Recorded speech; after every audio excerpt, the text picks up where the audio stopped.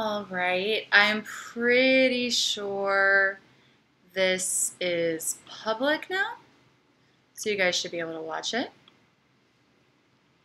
And I'm a little early.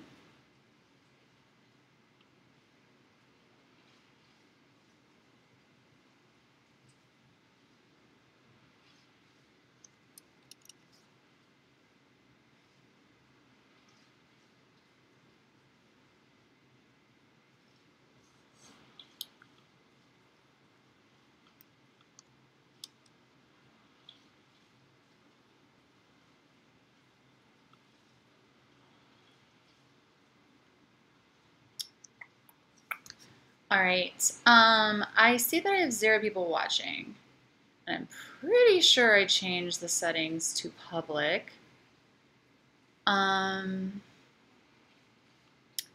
kind of just wanting to make sure that nothing is wrong.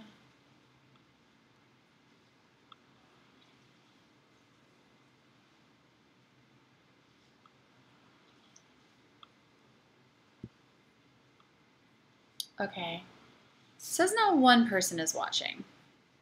So I don't want to seem like an idiot now. If you are watching and you are not me as the 1 person watching, would you mind sending me a comment so that I can tell that other people can access this? But I think regardless of whether or not other people are able to access this, I'm going to go ahead and get started so that I don't have like a huge chunk of time at the beginning of this video where I'm just, talking to myself. I mean, I guess I'm always talking to myself in these live streams, but anyways. All right, so hopefully this is not another private video. I'm trying to monitor my Schoology page to see if, actually I'm going to post an update really fast to Schoology to see if you guys can see my live stream, because I would feel really silly if I did this all and then no one could see it.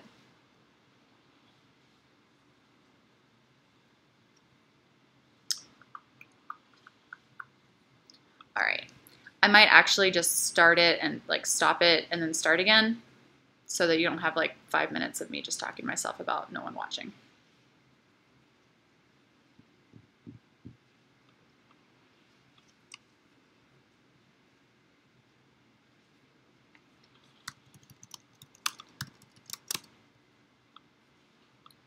All right.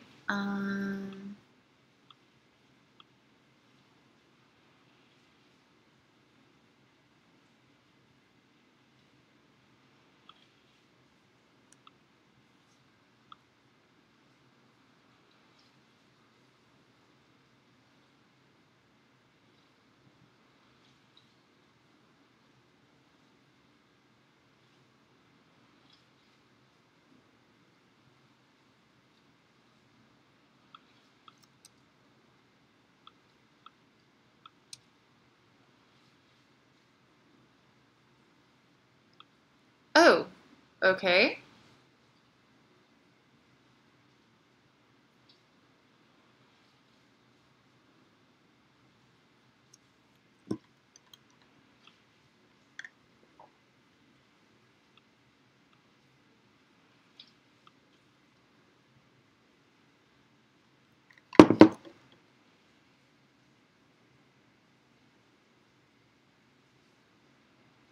All right. So, oh, there's 4 of you. Yay! I'm not a total imbecile. Okay, so for everyone else who is not on, I'll just make a post and say, just start watching around minute 5 and you can skip the first bit. Sorry about that. Hey, give me a shout out if you're watching. Hey, Vivian. Hi, Tastin. This makes me very happy that you guys can actually see me. Can you hear me? Because this is weird. I mean, I realize that you can't, I don't know. I can't hear myself, but I guess that makes sense because I don't want to be talking over myself. Okay, all right, excellent. I'm super excited. Well, there's 3 of you, but that's 3 more than Yay, yay, okay, okay. All right, so today we're going to talk about the causes of the Civil War.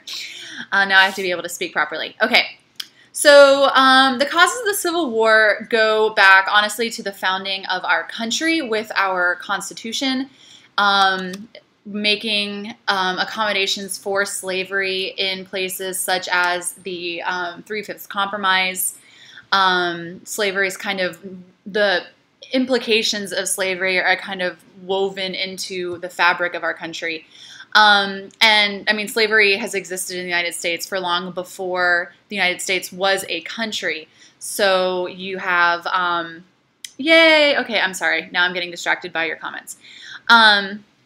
So we've had conflict in our country over slavery and disagreements in our country over slavery since the beginning of our country, and honestly before. So what is it about the 1850s, which is really when most of this conflict is going to start? What is it about the middle of the 1800s that makes this conflict boil over into a civil war?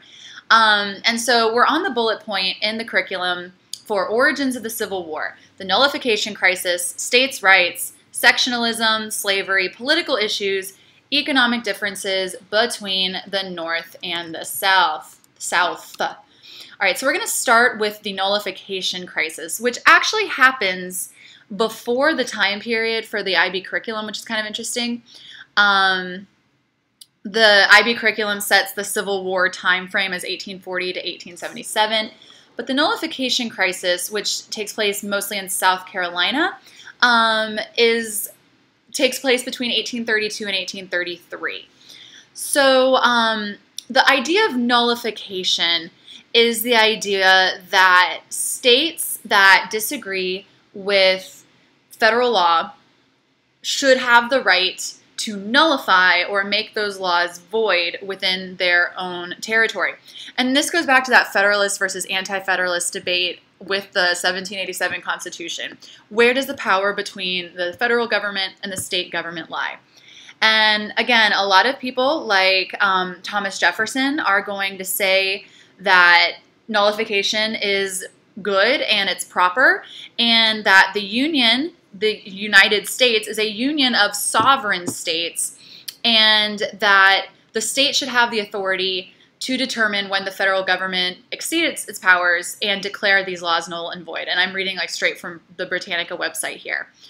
So in 1828, a federal tariff is passed that in South Carolina is called the Tariff of Abominations because it favors northern trade over southern agricultural trade. You don't need to know much about it other than to know that the South Carolinians did not like it. And so there's huge uproar in the South, and particularly in South Carolina, where the loudest voices for nullification existed at this point. And so there's a new tariff that's passed in 1832, which will tweak the tariff of 1838, but it'll only make very small improvements. And so the South Carolinians are very upset by this. All right, so now I'm trying to make sure that I can see your comments. Oh, okay, well, that's not helpful. Okay, nullification, yay, all right, okay, so I can see, yes, thank you, Elizabeth. All right, so Tariff of 1832 is passed to try and make a compromise between the Southerners and the Northerners, but it doesn't make the Southerners happy enough, and so the South Carolina state legislature adopts the Ordinance of Nullification that basically declares both of these tariffs null and void, saying it doesn't apply to any trade that's done by South Carolinians or within South Carolina. And in response to this, Andrew Jackson, who is the president at the time, issues his own proclamation that asserts the power of the federal government and says, basically, if you guys don't step down, you're committing treason, and I'm going to bring the military in to put you in your place. So the South Carolina legislature responds in March of 1833, because Andrew Jackson's thing comes out in December 1832. So like 3 months later, the South Carolinians are going to say, okay, never mind, I'm sorry. And they will nullify they'll rescind their ordinance of nullification, essentially. So the consequences of this is the first major time when states' rights are going to come up as an issue, and this idea that the states, the individual states in the United States, have the power to reject the laws or the leadership of the federal government if they disagree with it. And the result, like the short-term effect of this, of course, is that South Carolina is going to have to back down and accept the federal tariffs. But this is going to put the nullification issue on the table, and that's going to be an issue that the South Carolinians and other Southerners are going to take up later as part of their justification for seceding after the election of 1860. All right, so just a heads up, guys, if you have any questions, if you want me to explain anything, just type them in the chat, and I don't know how quickly they show up on my end. I might have moved on a little bit, but I am happy to help as soon as I see your questions. All right, so that's nullification, and that kind of goes along with states' rights, which will be the rallying cry for a lot of Southerners during this time. The Southerners in the states that secede, who support secession, will argue that these states have the right to secede from the Union or declare their own laws if they feel like the federal government isn't representing them. They say, we entered into this union and we can break this union if we feel that it's not serving us anymore. And while that's not going to be the main issue within the Civil War, a lot of people today try to say the Civil War was about protecting states' rights and all of that. If you read the articles or the declarations of secession, all of these states are very clear that they're specifically seceding over their right to own slaves and perpetuate the institution of slavery. So it's states' rights, but only in the sense of the states' rights to own slaves. But it will be an issue, and the resolution of the Civil War will, for the most part, cover that and say, no, states don't have the right to secede. By the victory of the Union, at least up until today, we have decided as a country that states' rights are not superior to federal rights, excuse me, at least when it comes to secession and things like that. States' rights will also become the rallying cry of the people who are in support of segregation and supporting Jim Crow laws, particularly after some federal laws and federal, Supreme Court cases are decided. So a lot of the southern states, like after 1954 with the Brown versus Board of Education decision, a lot of southern states will say, no, it's our right to disregard the federal Supreme Court if we don't like what they're saying. So that will come back, and that will kind of still be an issue today. What is the relationship between the federal government and the states' governments? But just understand that in this time period, as a cause of the Civil War, the people pushing states' rights are the people pushing for the right to own slaves. All right, so next is sectionalism. Sectionalism is also going to be a major cause of the Civil War, and that's just basically the idea that in the 1830s, 40s, 50s, leading up to the election of 1860, people in the United States are going to view themselves more so by their state affiliation than by their national identity. So they're not going to think of themselves as Americans as much as they're going to think of themselves as New Yorkers or South Carolinians or Georgians or whoever you call yourself if you're from Massachusetts or, and even a little bit broader than that, they're going to think of themselves in terms of North and South, East and West. And the culture in this division is going to be pretty drastic. So we've talked about this before, but the culture in the South is going to be far more agricultural, far less urban density in terms of people living on farms, people living in rural areas, rather than large cities. Obviously, slavery, even though the majority of people don't own slaves or only own one or two slaves, Slavery is going to be woven into the fabric of Southern society in a way that it's not in the North. The North is going to have a lot more immigrants from other countries. They're going to be far more industrial. There will be agriculture up there, but it's very small-scale farms rather than like the big plantations that you'll see in the South. Just because, again, the environment in the North isn't quite as suited to growing cash crops in the large scale like it is in the South. A lot of people in the North are abolitionists. And even if they're not abolitionists, slavery is illegal in the North. Again, not so much because the people in the North are just inherently more moral or progressive, but the environment doesn't really lend itself to slavery. And the North has such a huge population of immigrants coming over from Europe that they already have access to a cheap labor force for their industries and their factories. Slavery is not as practical as it is in the South. And then again, you have your East Coast versus West Coast, and it's very much, similar to the sectionalism we still even have today in this country, in East Coast versus West Coast. And so that sectionalism will play into the psychological component of the Civil War, where people feel like they're fighting for their homeland. All right, I see someone else has commented, so I'm going to try and scroll down. My computer's just being difficult. Poverty more drastic in either of the regions? Good question, Chasten. To my knowledge, it's just going to be a different kind of poverty. So I would say that income inequality, let me rephrase. Income inequality is going to be worse in the East rather than the West. Income inequality in North versus South is going to be comparable, but in different ways.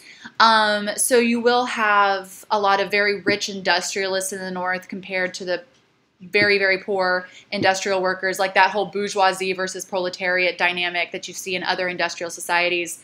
And then in the South, you're going to have those magnificently wealthy plantation owners who are some of the richest people on the planet at this time, compared to a lot of the poor, either freed slave farmers or like poor white farmers. So there was drastic levels of wealth inequality in both regions on the Eastern Coast. The West Coast is going to be more equal, and there's going to be less inequality. Poverty out West is going to be harder to measure because the measurement is their wealth is going to be more measured in land ownership rather than like currency. There's going to be a much more of a bartering system out West, so that's hard to measure. But I would say, to answer your question, poverty will exist pretty drastically in both places. Just it's going to manifest in different ways. Urban poor versus rural poor. So sectionalism is going to contribute to people, when the Civil War breaks out, feeling like they're fighting for their region, fighting for their homeland, over fighting for their country. It's really not going to be until after the U.S. Civil War that we refer to ourselves as like these United States of America, rather than like a more general concept of like, it's still United States, but we're going to think of ourselves as more united as a country after the Civil War than before it. So sectionalism is very much like a psychological aspect of this that's going to exacerbate the conflict. So slavery, we talked about slavery in the last video. Slavery is going to be one of the key issues leading up to the Civil War. The conflict over slavery, and more specifically, the conflict over where slavery is allowed to spread as the United States gets bigger, is going to be a huge conflict. And we'll get several compromises at the congressional level trying to address the problem, and at the very least trying to kick the problem down to a future generation. But ultimately, the failure of our country to address the problem adequately is going to lead to a lot of the conflicts of the 1850s that will ultimately boil over when Lincoln is elected as the president. So when we talk about the like crises of the 50s in a couple minutes, just remember they all really come down to slavery, although things like sectionalism and states' rights are going to play into that as well. So political issues, again, we're talking, states' rights versus federal rights. where is slavery allowed to expand? Do slaves have freedom? Like, do slaves have rights if they move out of a slave territory into a free territory? Kind of going back to the Dred Scott decision in 1857. Democrats versus Republicans. Democrats, remember, being the more slave-supporting party at this time, and the Republicans, who don't even exist until 1856, but they will be, they'll take on the mantle of being the anti-slavery party. And prior to them, we have like the Free Soilers and people like that, who will also be political parties that support the abolishment of slavery.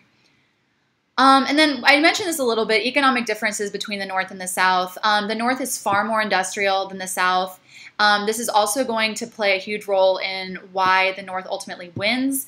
The North has the factories in which they can produce the guns and the bullets, and they can can the food to ship off to the front lines. They have the railroads that they can use to get their troops and their supplies all like where they need to go as quickly as possible. They have the telegraph lines that they can use for quick communication between Lincoln and his generals. They also have a bigger population of people that can go fight. You have all of these immigrants coming over, especially a lot of Irish immigrants that are going to come over in the 1840s and 50s because of the Irish potato famine. So you've got a lot of people up north, densely populated, cities like New York, Boston, Chicago, places like that, and they will be able to go and fight. South is more agricultural. They're more rural.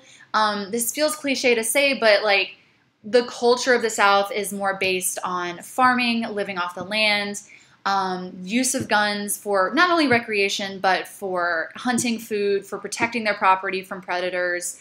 So the culture of like gun use and gun ownership in the South will be a lot more prevalent than it is in the North, which will be a benefit to the Southerners. They're a more warlike culture, and I don't mean that in a bad way, but their people, when they're mobilized to fight, are more prepared because they're used to guns. They know their way around guns. They know their way around weapons. They're comfortable sleeping outside on the ground.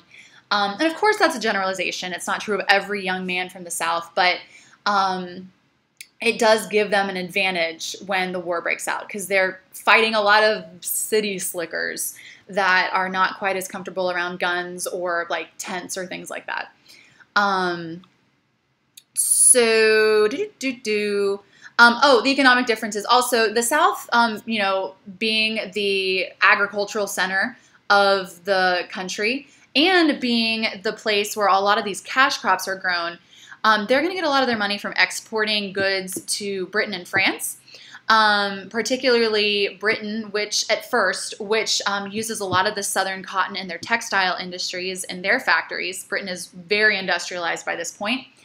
And so the South is going to try its best to get Britain and France in the war on their side, trying to rely on these old trade alliances as a way of convincing Britain and France that they need to cooperate with the South. The South knows they really don't have a shot at winning this war unless they can get Britain and or France in the war to help them, much in the same way that France joined the Revolutionary War to help the rebels win that one. But ultimately, Abraham Lincoln and the North will be able to keep both of those countries out of the war by making the war about slavery when he issues the Emancipation Proclamation. We'll get to that later. But the South will have very strong ties to other countries because of the cotton and the sugar they export.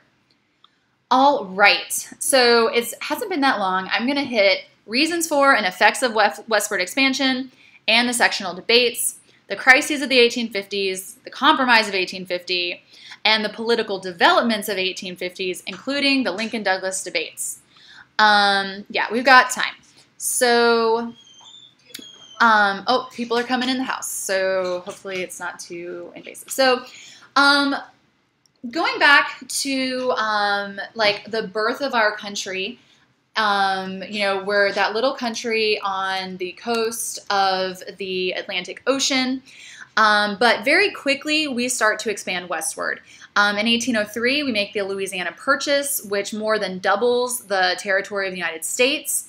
After the War of 1812, we will have made westward expansion safer for American settlers because we will have gotten the British to stop helping the Native Americans fight us off. And I'm not saying that's a good thing, but that's just an effect of the War of 1812. So after the War of 1812, people are going to start moving out west and settling down in the territories that have been purchased in the Louisiana Purchase. This is Midwestern territory, so it's not going to be the territory we get from the Treaty of Guadalupe Hidalgo, which will come later. And it is the Missouri Compromise that will resolve how slavery will be allowed to expand into this Louisiana territory. So the Missouri Compromise will be the first of our slavery compromises, and it happens in 1820. And our guy Henry Clay, who is going to show up a lot, not only here, but like also in the War of 1812, he decides, well, he doesn't decide, he kind of helps orchestrate the compromise. And basically they decide that slavery will be prohibited in the Louisiana Territory above the latitude of 3630. The only exception to this is that Missouri will be allowed to enter as a slave state, and Missouri is sitting right on top of the 3630 latitude. So Missouri is the exception, but in exchange for Missouri being allowed to enter as a slave state, Maine will get its own statehood. Prior to this, it had been a part of Massachusetts. Maine will be allowed to become its own state and a free state.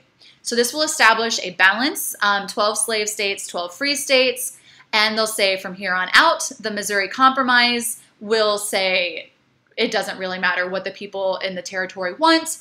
Anyone above 3630 is free. Anyone below 3630 is in slave territory. So after the Missouri Compromise, we will get the Mexican-American War, 1846 to 1848. The resolution of that will be the Treaty of Guadalupe Hidalgo, which will give the United States what is now Texas, New Mexico, Arizona, California, Nevada, Utah, Colorado, Oklahoma. And it is at the end, sort of near the end of this war, that they find gold in California. And, by 1849, the California gold rush has picked up. And so that's why, if you need help thinking of the year for the California gold rush, think of the San Francisco 49ers, who are named after the year when the gold rush really starts. So the gold rush sends people from all over the United States, but also from like Europe, Australia, China, South America, flooding into California in search of gold, but also just in search of like their own fortunes, working off of the gold industry. So people go out to work as like prostitutes. People go out to work as laundry cleaners, cooks, doctors, teachers, things like that. And within a year, there are enough people in California to make them eligible to apply for statehood. And California wants to become a free state. Most of the people who settle in California. All right, I'm taking you with me because I have to turn the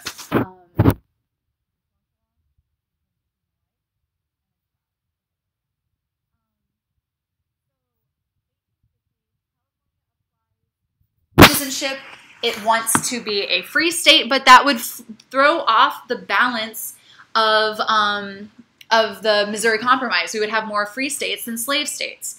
So what is a country to do? You can't hear me? Can you hear me now? Yes. Can you hear me now? Okay, thanks, Megan. Thanks for telling me, though. So the result of this will be the Compromise of 1850, which is a major disaster and has really just horrific consequences for the country. Even though they meant well, it's not going to go over well. So the North is going to ask for California to be a free state. They want the Wilmot Proviso to be implemented in the territory we just took from Mexico. And if you remember, the Wilmot Proviso says, not only we're not going to allow slaves in this new territory. We're not going to allow black people in this new territory. Free white farmers only. So that's fun. They want Texas to be smaller because Texas is a slaveholding territory. They want slavery abolished in Washington, D.C., and they want jury trials for anyone caught and accused of being a fugitive slave, rather than allowing single judges to make that call and possibly be bribed and sway the whole thing based on their own personal preferences. The South, again, here's a great room for analyzing different perspectives. The South is going to want slavery to be legal in California and in New Mexico. They want Texas to keep its territory because they're just fine with all the slaves in Texas. They want slavery to continue in Washington. And they want a harsher slave law than the one that was created as part of the Constitution. Basically, this new slave law would force officials to return slaves immediately with no trials. If you catch someone that you even suspect of being a slave, you send them back. Failure to do so will result in a fine. So those are the positions going into the Compromise of 1850. Henry Clay, who, 30 years earlier, this is very easy math, 30 years earlier had done the Missouri Compromise, is going to promote the last great compromise of his career, which will be the Compromise of 1850. So what happens in the Compromise of 1850? California gets a free state. All other land acquired from Mexico will be divided into 2 territories. And the issue of slavery in those territories will be decided by whoever moves to those territories and basically squatters' rights. Texas will be reduced to what is now its current borders, and the rest of that land gets given to New Mexico, which is a territory at this point, not a state. Texas will get some money in exchange for losing some of this territory. Washington, D.C. will no longer have a legal slave trade, but slavery will still be legal in the capital.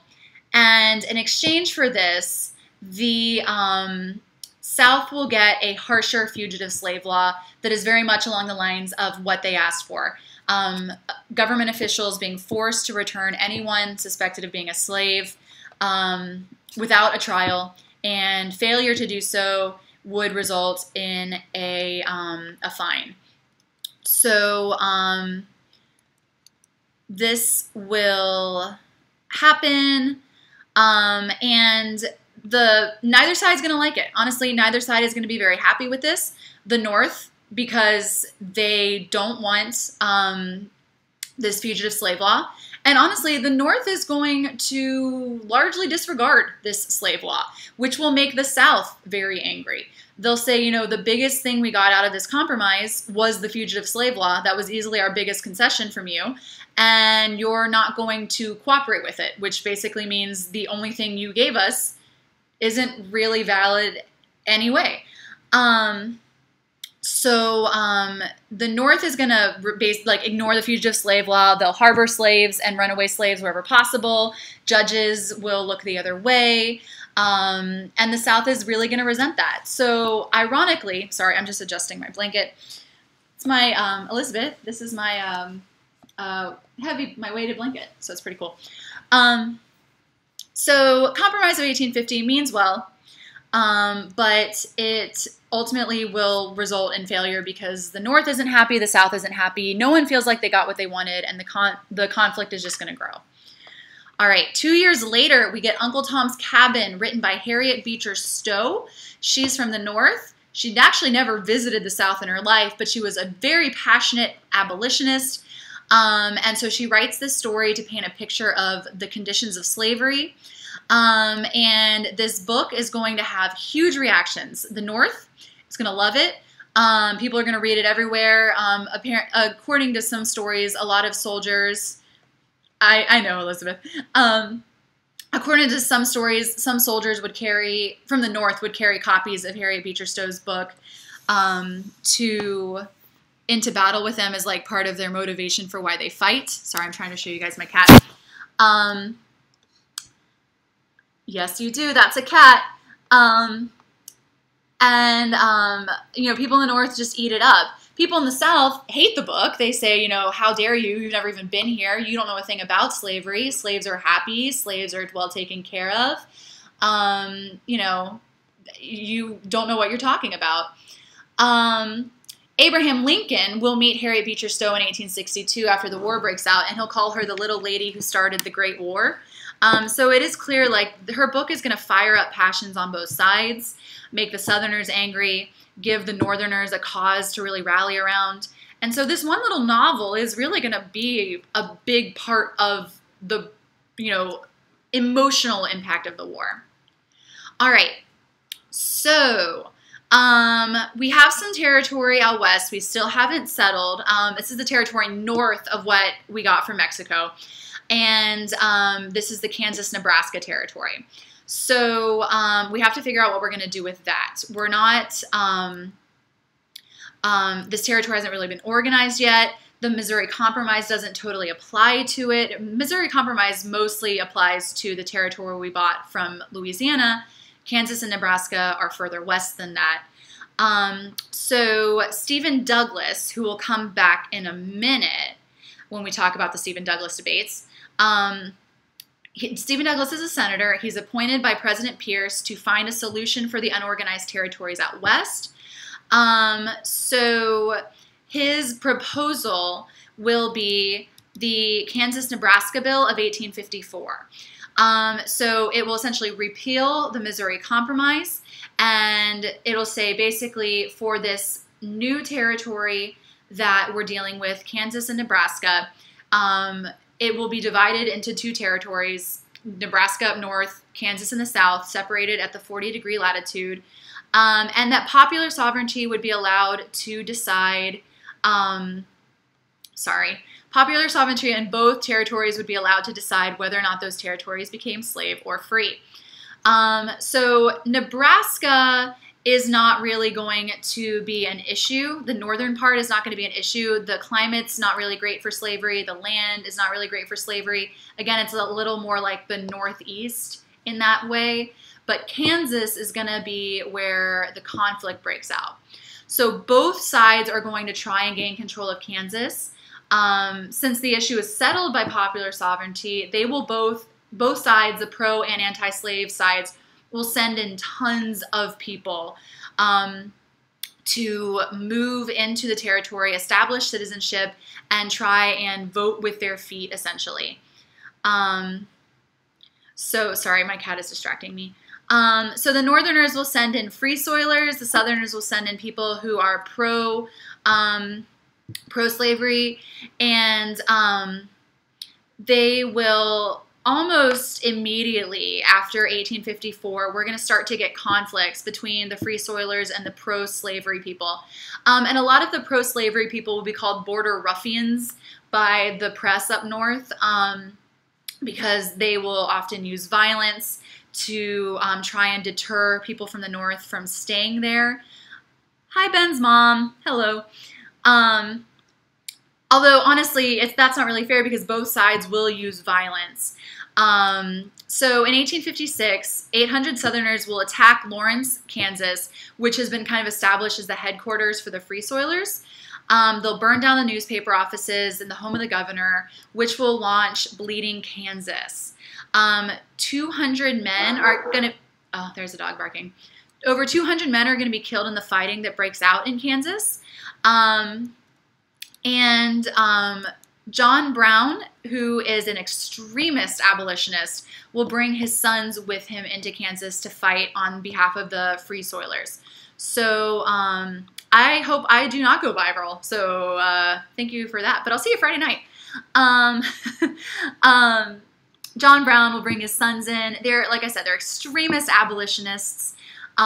They are willing to use extreme violence, and he's going to come back in a second too. He believes that God has called him to punish the sinners who support slavery and that he is doing the Lord's work.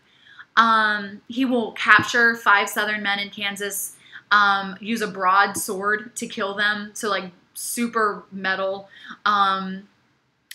People from the South are going to say this was murder. People in the North are going to say, you know, this was justice because of the violence.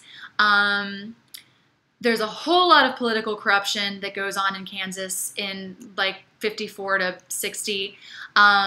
People are using whatever means necessary to make it seem to Congress and to President Pierce that their side is winning the popularity vote. So we've got fraudulent votes being cast. We've got rival governments being set up, pro-North and pro-South. We've got Southerners using violence to keep the Northerners away from a constitutional convention for the state constitution. Northerners will create their own constitution that outlaws slavery. It will be created at Topeka. These are all small details. I'm telling you them because they are evidence of the chaos in Kansas at this time. Tons of violence, tons of political corruption, literally both sides being willing to use any methods necessary to get Kansas to sway to their side. And so the fighting over Kansas is going to spill into the Congress.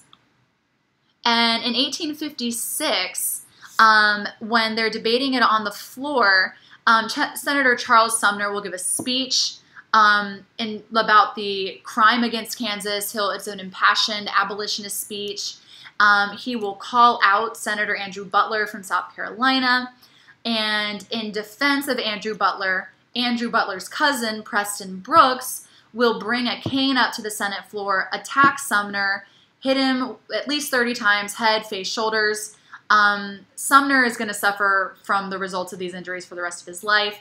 But this attack in the Senate floor between pro-slavery and anti-slavery people is just going to highlight the level of chaos. I mean, you can say what you want about our government now, but we do not have senators beating each other up on the floor of the Senate. This is an extreme level of discord going on in our country. So eventually, federal troops are sent into Kansas, and sorry, one second.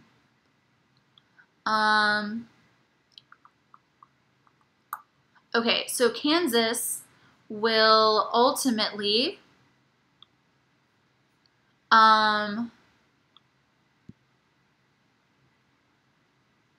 okay, so Kansas will ultimately join the Union. I'm sorry, I just wanted to double check something before I said it. Federal troops are going to be sent in to keep the peace in Kansas. Map of North versus South. Civil War. I can't type, guys. I'm sorry.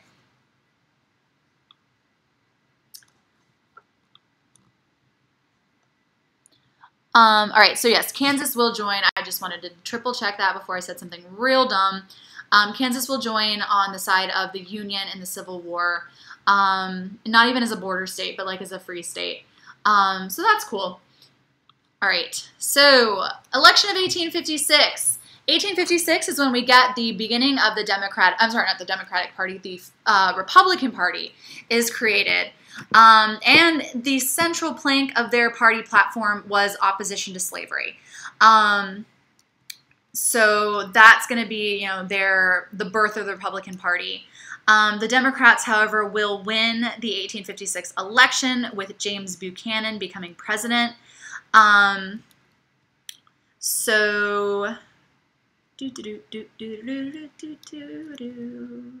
just scrolling through this, trying to see. Okay. So the 1856 election goes to the Democrats because the Republicans are kind of going to be split, with some people supporting the Republicans and some people supporting a different party called the Know Nothings. You don't really need to know about them, but that's essentially part of why Buchanan is elected. Okay, 1857, the next major crisis is the Dred Scott decision. So some background on that. He was a slave of an army doctor who took him like all around the country with his work, some slave states, some free states. And after his master dies in 1847, no, I'm sorry, this is before that. His master dies 10 years later. Dred Scott will sue for his freedom, saying that he had moved to free territories and free states, and thus his residence in those free states made him a free man. This case will ultimately get up to the Supreme Court, and the court's final decision is that Scott had no right to bring a lawsuit forward in the first place because he was property. He wasn't legally a human being when he brought the suit, so property can't make lawsuits, and so this was totally invalid in the first place. This decision was made by Chief Justice Roger B. Taney, Taney, who had been given his position essentially by Andrew Jackson to have a federal legal justification for the Trail of Tears and the removal of the Cherokee people from their land. So that's kind of the background of Roger B. Taney. Maybe not everyone's favorite guy, just put in place to give Andrew Jackson the legal right to take land from the Native Americans, and he will decide that Scott is not free. And also he'll go further and say that the Missouri Compromise is unconstitutional.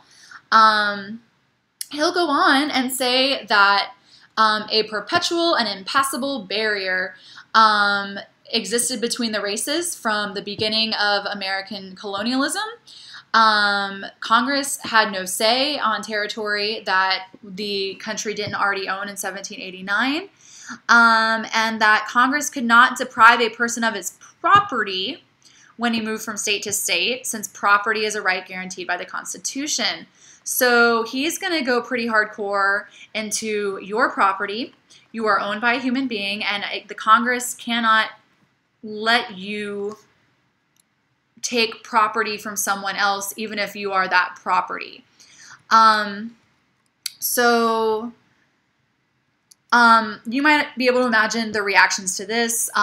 The North is furious, especially people in this brand new Republican Party that are like completely opposed to slavery. President Buchanan is all about this. He kind of pushed the case up to the courts because he was hoping this was going to be the result in the first place. A lot of people who were kind of blasé about the issue moved to the Republican Party because of the Dred Scott decision. They were like, this is an outrage. This is so ridiculous. Like, this is such a weird interpretation of the Constitution. And a lot of people who were on the fence about slavery became actively opposed to slavery after the Dred Scott decision. People in the South liked the decision. So, you know, for Dred Scott's purposes, he was actually freed quietly. His owner, interestingly, was an abolitionist. He bought him prior to this whole case, kind of as a, you know, a way of helping Dred Scott.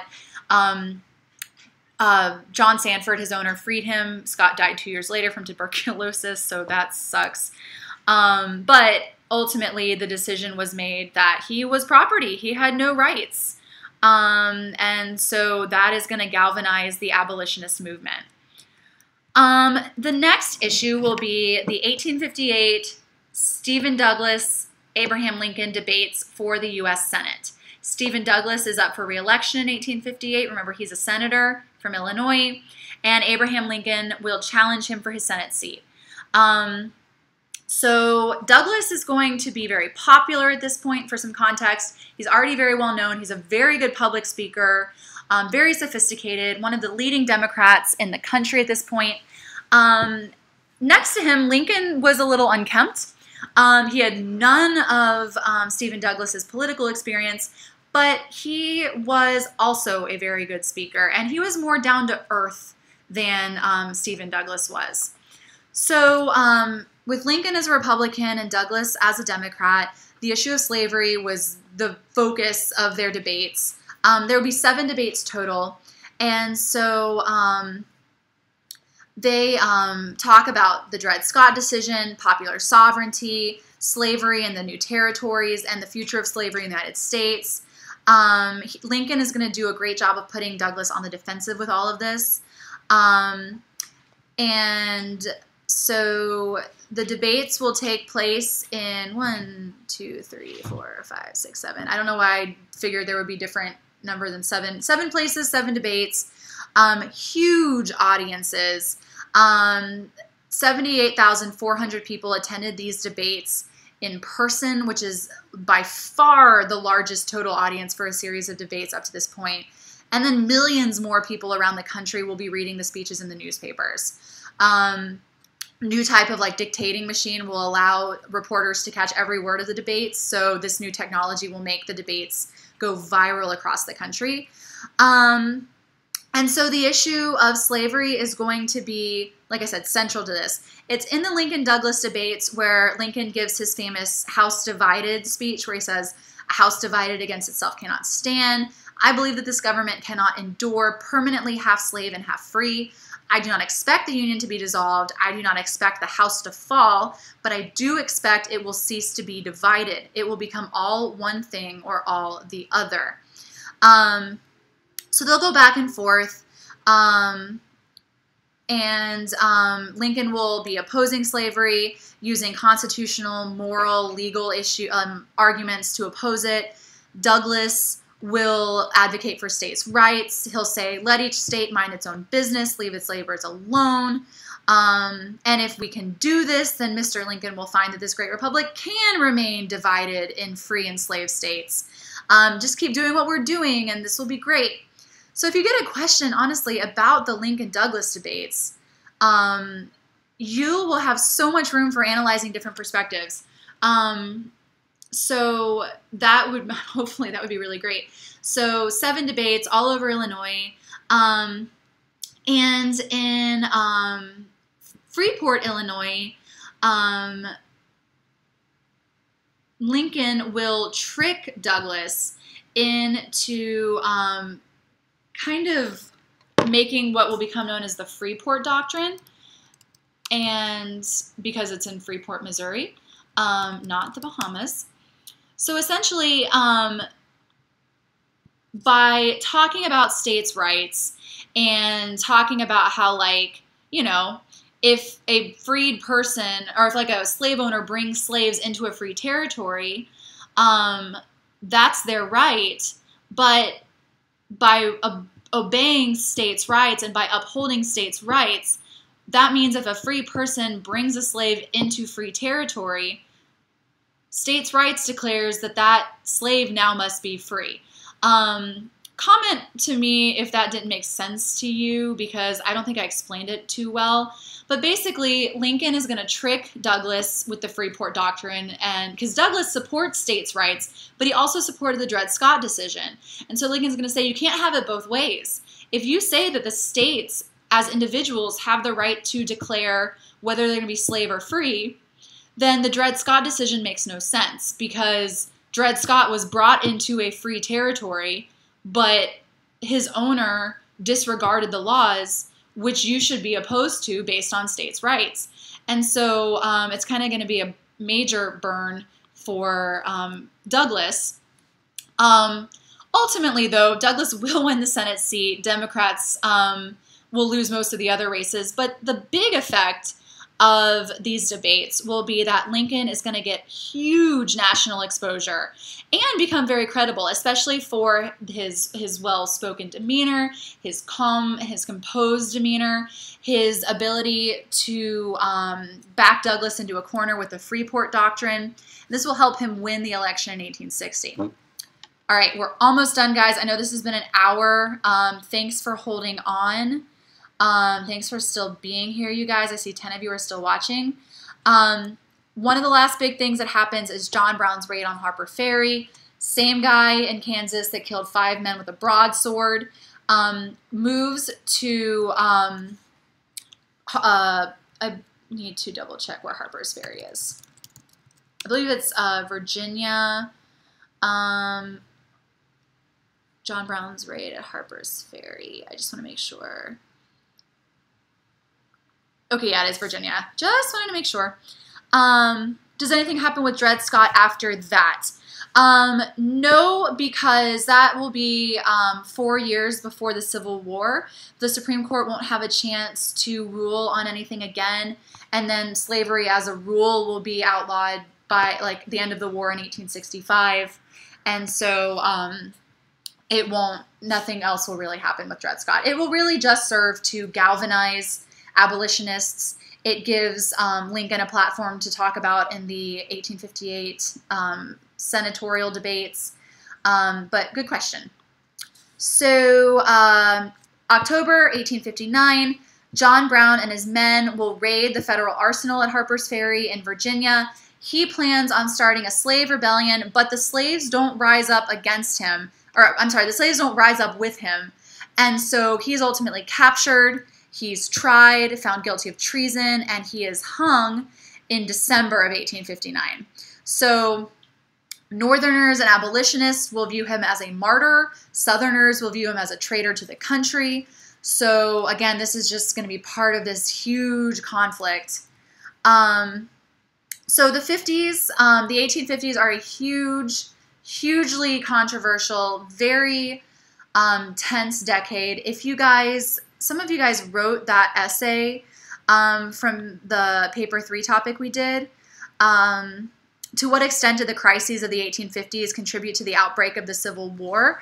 So if you got that, if you wrote that question, you should have talked about, I mean, at least several of those things. Compromise of 1850, the publication of, oh my God, I almost said Little House on the Prairie. My brain is starting to go. The publication of Uncle Tom's Cabin, the Kansas-Nebraska Act, Bleeding Kansas, the Lincoln-Douglas debates, Dred Scott, John Brown, and all of his violent acts. These are all the crises of the 1850s. So I will just end with the election of 1860.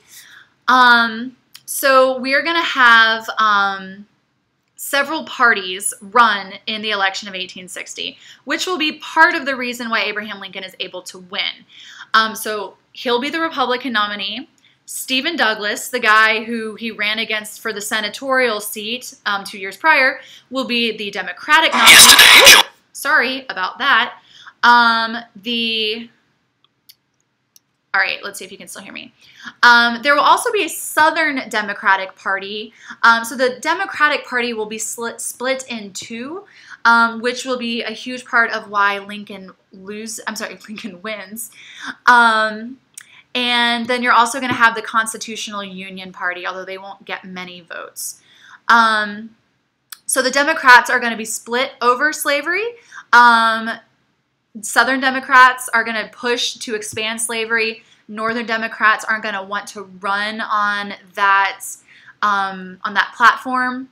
And so the Democrats will run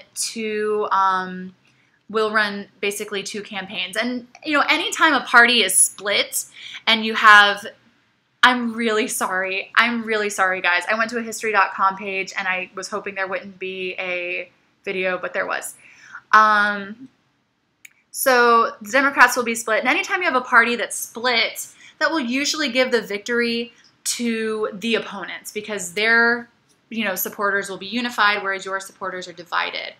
The Constitutional Unionist Party is not even going to deal with slavery at the time. They're just going to promise to defend the Constitution. But most of the votes will, let me rephrase that, Lincoln will get a plurality of the votes, which means that he does not win the majority. He only has about 40% of the popular votes. But he will win the vast majority of the Electoral College, 180 electoral votes. The Democrats will get 12 votes for Douglas. The Southern Democrats will get 72 electoral votes for Breckinridge. And Bell, who is the candidate for the Constitutional Union Party, will get 39 votes. So you don't need those numbers. I don't expect anyone to remember those numbers. But Lincoln wins in a landslide, again, largely partially because of the separation of the Democrats. And before Lincoln ever has a chance to, before Lincoln's even inaugurated in January, 11 Southern states had already seceded from the Union. Lincoln is elected in November. That's when the election is held. And December 20th is when South Carolina secedes. And it will be the first state to secede. And